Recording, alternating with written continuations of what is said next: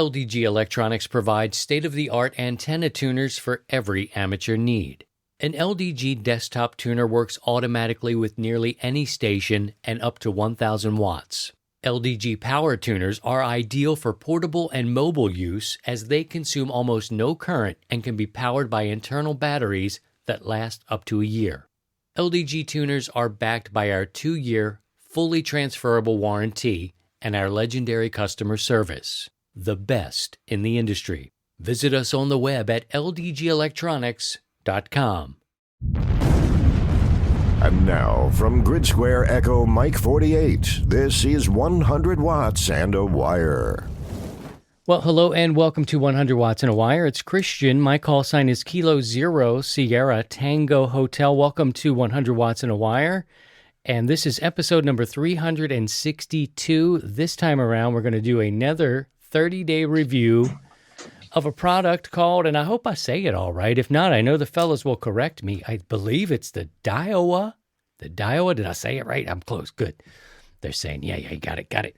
It's called the CN-901HP3. This is a cross-needle PEP Wattmeter SWR meter, 3,000 watts UHF, has the female connector, and just pulling up ham radio outlet, this is where it was purchased from, so I pulled that up. We paid $229.95. So we want to find out tonight or tomorrow, whenever you're listening to this, is it worth the money? Is this meter worth the money? And our team, our cohort doing it is John, November 9 Alpha Mike Tango, and David, Kilo 5 India X-Ray. The guys are here. We're going to be talking about this product. And let's jump right into it. We'll start with John, and we'll talk about the packaging. We've talked about this in the past. When something comes in the mail and it's not just right or not double boxed, we tend to hold that against some of the makers some of the time. And other times we think, well, it's just an antenna. I'm going to put it out in the snow anyway. Who cares? It's going up. Wah, wah, wah. What do these guys think? Let's start with you, John. Let me know what you think about the packaging of the Daiwa CN-901HP3. Okay, Christian. Well, first off, it's N9AMI. Oh, man. I won't make that mistake again. I got you. Anyway, that's okay. Packaging. Standard cardboard box. It was packaged well, though. Inserts held it in place. What I think was maybe an anti-static type bag, I don't know, because if you have some static going on with these meters, you pull that out of the box, you're gonna have all kinds of weird readings and stuff. So I'm gonna say it's anti-static. It was protected well with the power cable and manual, so it was decent packaging. Okay, cool. November 9, Alpha Mike India. See, I won't make that mistake again. Let's throw it over to David, see what he thinks. Kilo 5, India X-Ray. Hello to you, and what did you make of the packaging when it arrived? Well, first of all, hi, Christian. Hi, John. Good to meet you both. The packaging, I thought, was perfectly adequate. It came double boxed.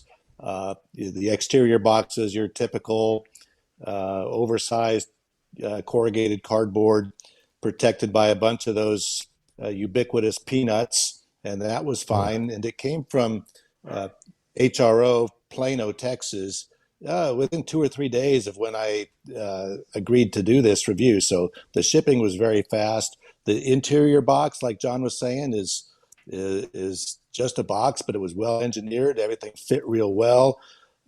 The inserts protected it, and the power cable came with, and no problems at all. So kudos to Daiwa and to HRO for making the package efficient, sturdy, and it protected the equipment real well.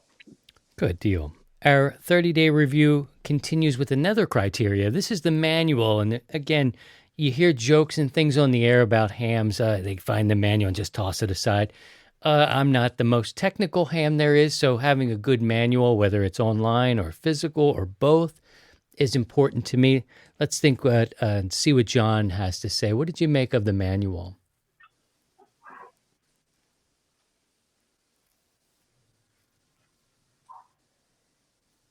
Uh-oh, we lost John. Let's pick it up with David. He'll be back in a bit. David, what did you think of the manual? Well, the manual was really not a manual as much as an instruction sheet, just 8.5 by 11, glossy stock with two-sided instructions. Frankly, I've used plenty of cross needle SWR meters in the past, so it was pretty intuitive, just out of the box how to rig it up. But the instructions, I think, were a little illuminating. They had a little bit of SWR theory, some of the math equations, which, of course, when I took my exams, I just glossed over.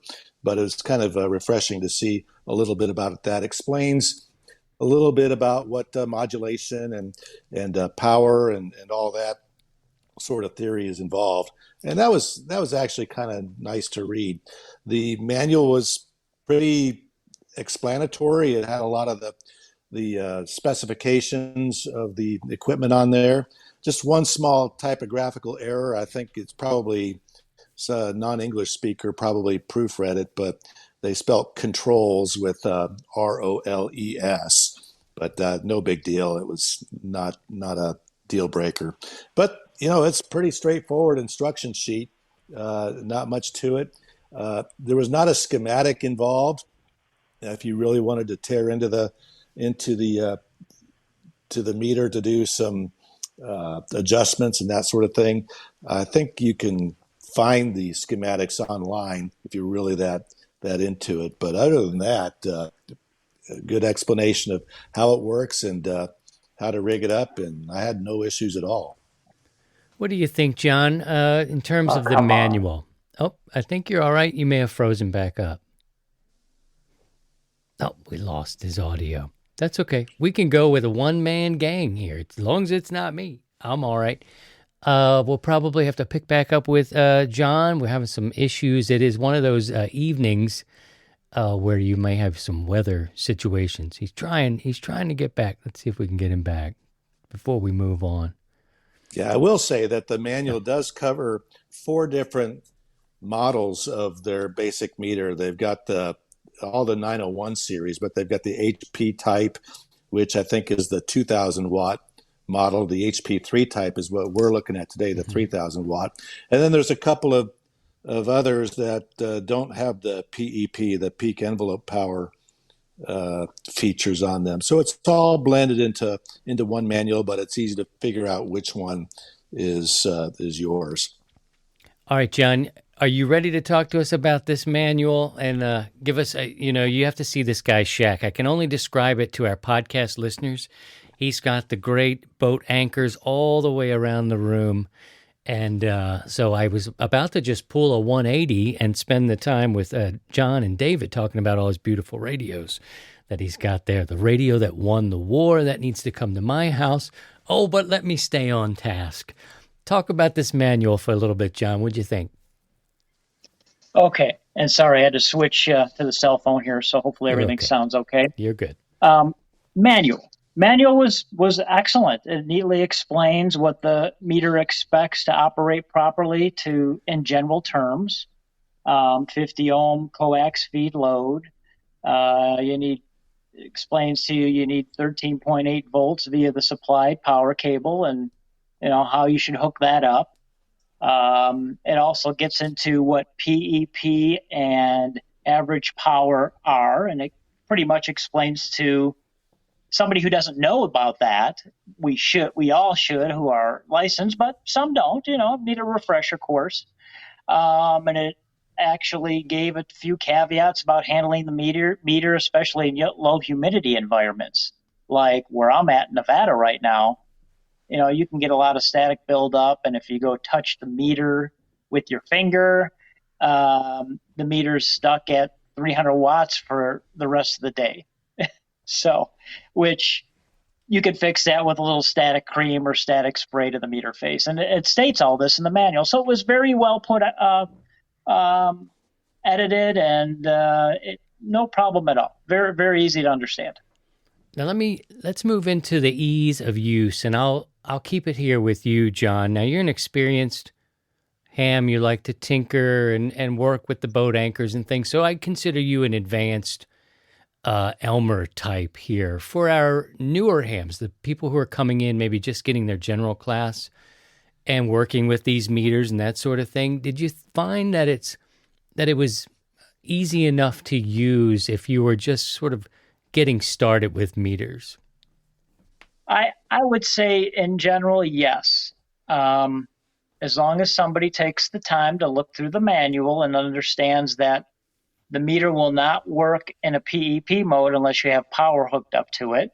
Some people miss that sometimes, and they're wondering why it's not working properly. But yes, generally that's perfect that way. So for you, this was a piece of cake then? Yes. Okay, that's fair enough, easy enough. David, what do you think when it comes to being easy enough to use? How did this fit how did this fit the form? Well, just like John was saying, it's a pretty basic component. The manual does explain, and all you got to do is really follow the labels on the back of the unit to know which coax to connect to which side of the radio and the antenna. But one thing that might not be intuitive, and it just occurred to me just now, that if you weren't really familiar with what's going on with SWR and all that, I run an outboard tuner. I don't use the internal tuner on my rigs because I use a balanced feed line onto a 130-foot doublet antenna. So I've got to do a lot of tweaking with the inductance and the capacitance to make the antenna match the rig. So I have a pretty demanding situation. In fact, I've tried auto tuners and they search around a lot. So I've just reverted back to my MFJ 949D, which I've had for 100 years now. And one thing that if you're doing it that way and you're running an outboard tuner like that, you got to know to rig the meter between the transceiver and the tuner itself. And that really wasn't explained. I don't know how many people are in my situation where I run a sequence like that, but other than that, I mean, it's pretty basic. You just see where the needles cross, make sure you've got the correct power rating selected on the front panel selector switches, and you can just read where the needles cross. It shows you a good indication of the forward power and the reflected power. And it's got the SWR scales, the curved lines that indicate the SWR ratio itself. So, other than that, I thought that it was pretty simple to operate. I was pleased that they included the proper sized barrel connector and power cord. So it was easy to install the 13.8 volts, which I've got an abundance of in the shack, to illuminate the meter and then to also enable the PEP function of the meter itself. All right, good. I like talking to these experienced hams that have their things together. John, November 9, Alpha Mike India, and David, Kilo 5, India X-Ray, the cohort working on the Daiwa CN-901HP3. This is a $229.95. $229.95 at HRO. You may be able to find it a few bucks cheaper looking around wherever you enjoy buying your ham radio gear. But that's the meter we're talking about tonight or today or tomorrow, whenever you're listening. Now, the reason I like having these experienced hams, they've got this gear and the test gear. And when you put something like this on the bench, you're going to get a solid idea of what's really going on. And when I picture John's shack, I picture maybe some bird meters. I don't know what he likes. You got to tell us what you like to put this, what you like to test with, which is money for you. And how did it do when you put it on the bench? Okay, well, I've got kind of the industry RF standard meter. It's called the LP100A. It's a computer reading meter that a lot of commercial outfits use. It's certified for doing RF work. So I run one of those meters here, and I'm sure a lot of people out there are probably pretty familiar with it. It's been around for a while, and it will give you very fast PEP readings. And that's what a lot of hams look for when they have the PEP check marked on the meters. So in general, I compared it and hooked it right in line, right next to the LP100. Now, I know the LP100 is no competition. There's no competition between the two because you're talking a computer wattmeter to an analog wattmeter, digital to analog. So, but I wanted to see what the difference was. So, in general, do you want me to speak about the how exactly it worked compared to that? Would that give you a good idea? Yeah. What'd you find? Mm-hmm. So it's within 10% up and down the band, pretty much. I did not have a chance to test 2 meters on it, but all HF bands, it is within 10% of the LP100 as far as the numbers that I was getting back. Now, I will give you the negative on it that I really didn't care for it. And it's kind of a big one for me, is the PEP reading is very, very slow on this Daiwa. It takes a bit to pop it up to where, say, the 100-watt level should be. And if you're using the PEP hold, which is a switch on the back of the Daiwa, it's very slow compared to even other analog meters that I've owned to release the time to go back down to 0. Very slow. So that was a bit of a negative for me. They could have made the meter a little bit more active since you are powering it for the PEP. I don't know what exactly the circuit is inside of it, but they could have made it a little bit more reactive on the PEP side of things. If you get what I'm saying there, Christian. I do. David, what did you think? Were you able to put this against any other meter that you may have in the shack? Well, the only other meters that I've got is the cross needle SWR bridge on the tuner that I've got, and it seemed to correspond pretty well to that. I don't have any bird equipment or anything like that. Me either. But it seemed to follow along with the power settings on the rig itself. I've got a little bar graph on the FT1000 that I've got, and it was within 10% of that. Read a little bit low, I thought, on the PEP. Now I didn't try it a whole lot on the sideband, but when I was injecting CW signals in there, it responded pretty nicely, and it corresponded to what I would have expected as far as the relative power goes. I did look online, and you can open it up, and they do have some trimming pots on the inside that you can fine tune the meter readings. I haven't delved into that part of it, but I thought at least the SWR side seemed to correspond with all the other indications that I've got, but I didn't have a real way to do a laboratory quality analysis of the accuracy of the power. But I did remark to myself that PEP hold switch is a little awkward to be on the back of the unit. If you're really trying to go back and forth and see what's going on, I hate reaching behind. All the rest of the controls, other than the light control, is convenient on the front. So that switch on the back was, I thought, a little bit awkward. That makes sense. I want to ask you, John, with the LP, would you find with the digital, is there a ratio of accuracy with that meter as well? Or have you found it to be pretty damn good? Spot on. It's spot on.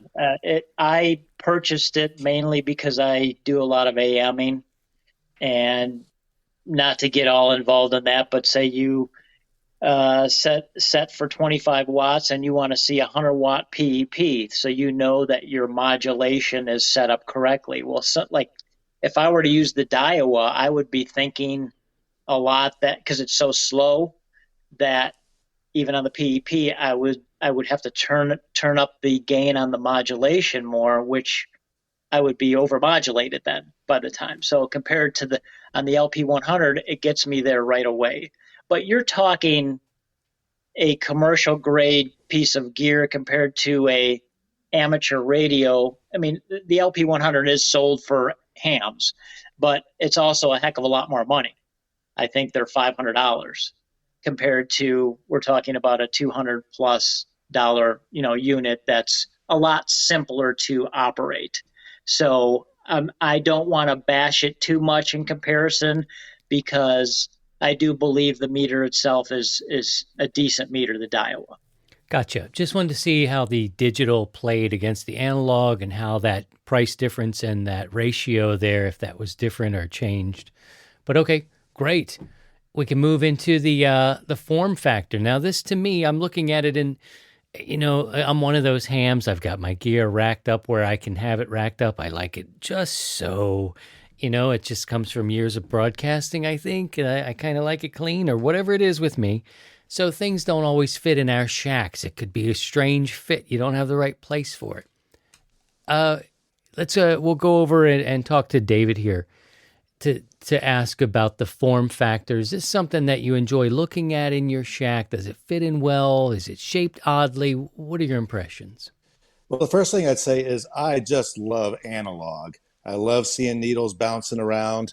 And this has a display that's probably 3 times the real estate of what I'm used to seeing. So coming out of the box, wow, it's so big. Oh, sorry, Sherry, but good reference. I like that. Hold on.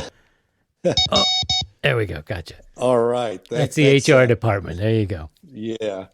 Okay. Yeah. So I really like the analog displays. One thing that I thought was a nice touch was the mirrored backing on the forward needle scale there. You got that mirror that you can look at to make sure you're not seeing any parallax.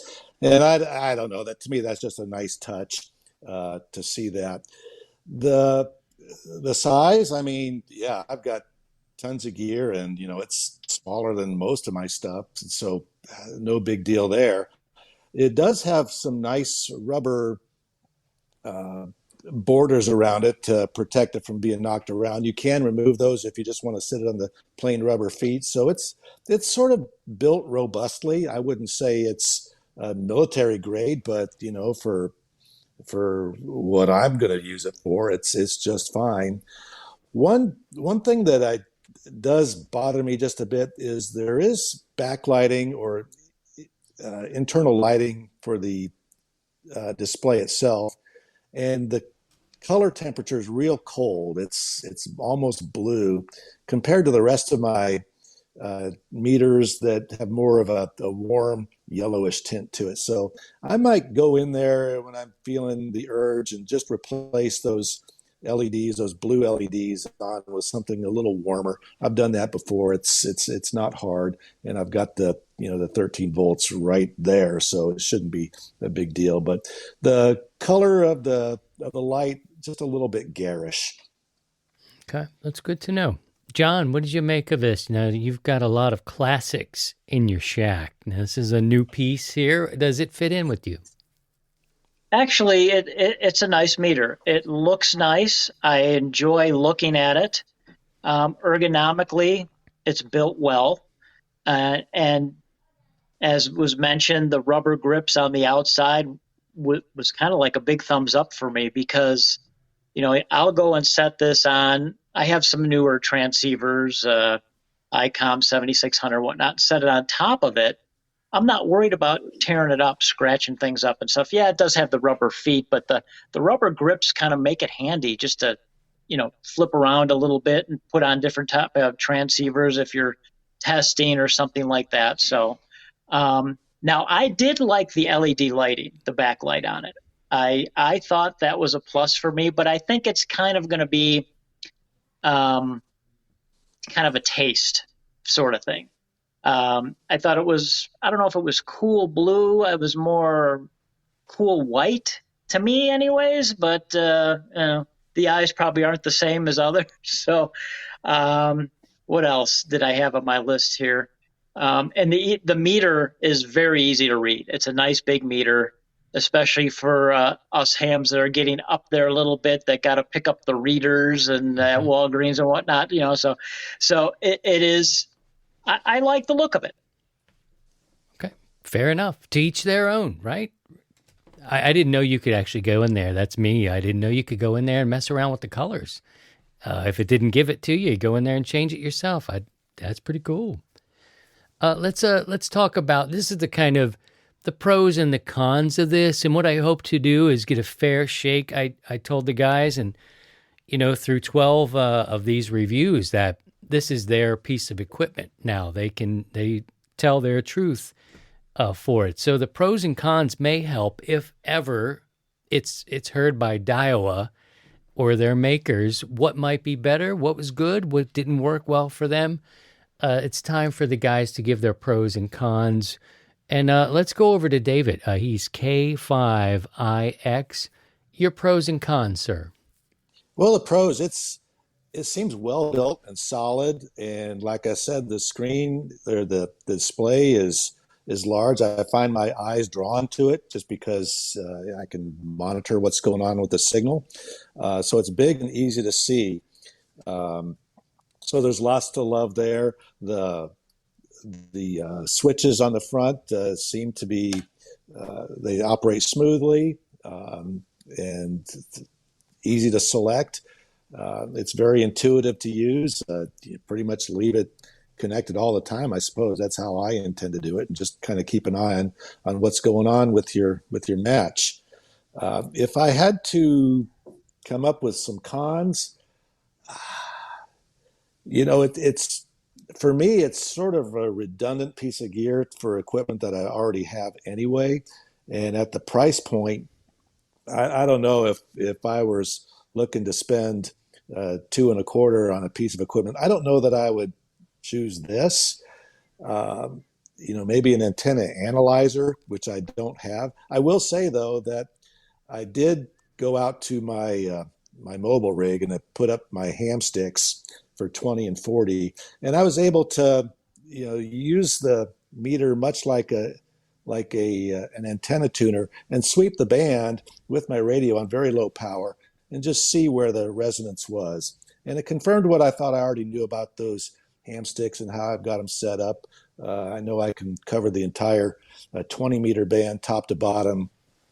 And with the 40 meter ham stick, of course, it's a little narrower. I can only hit about the CW portion of the band. So I'm probably going to have to invest in a 40 meter ham stick and tune it for the sideband part when I go mobile on the Texas QSO party in September. So other than the price, I thought was a little bit steep for me because I already have cross needle indicators on my antenna tuner, and most of the rigs now have SWR indications right on the front panel of the meter itself, or of the rig itself. So yeah, just a little bit redundant, but overall it's a nice piece of gear. I'm happy to get picked for it, and I can't wait to get picked when you review the 7610 here in a little bit. I'd have to send you mine. Oh boy, oh baby, we're gonna get some sponsors. Let's see. Let's go over to John. Again, pros and cons. This is not to tear it down, not to build it up. It's maybe we can help the manufacturers. Maybe we can help someone who's on the fence about buying it. Great information from David. That's another question for you. If this was your money, I know your preference now is to buy a different type of meter, but a new ham coming out, $225 is a bit steep for the meter. And so you guys, as being seasoned hams, may help someone make a decision. That's the hope, at least. Some of your pros and cons, John. Okay, well, that being said, would it be a good meter for a new ham? I think so. and that goes into my pros. And I'm thinking about all the meters that are out there, and I've had a bunch of them. And I'm just talking analog now, compared to a lot of that stuff out there and the price points. I would say yes, it's still a good meter for purchase for the ham that needs the meter. So my pros, I mean, the thing covers 160 to 200, 160 meters all the way up to 200 megahertz. So you've got, 2 meters and 6 meters covered there, which is pretty cool. The ergonomics of it, the grips, I love the rubber grips. It's like I don't know, it's not the biggest deal, but I haven't seen this on any meters before with the rubber grips on the ends. It's usually just little feet. So I really like that. And like I said, for the average ham, it's 100% suits the needs. Will I use the meter? Yes, I will. I have multiple different setups, and that meter will work just fine in a couple of the little setups that I have. I don't necessarily need the fast computer peak reading watt meter all the time. Cons go back to me being a little more discerning, technical kind of ham. I think those type of guys, including myself, would probably veer away from the meter because of the PEP, the slow PEP reading, and honestly, the PEP hold is where it's at, and using it to honestly is pretty worthless. I'll just be blunt about it.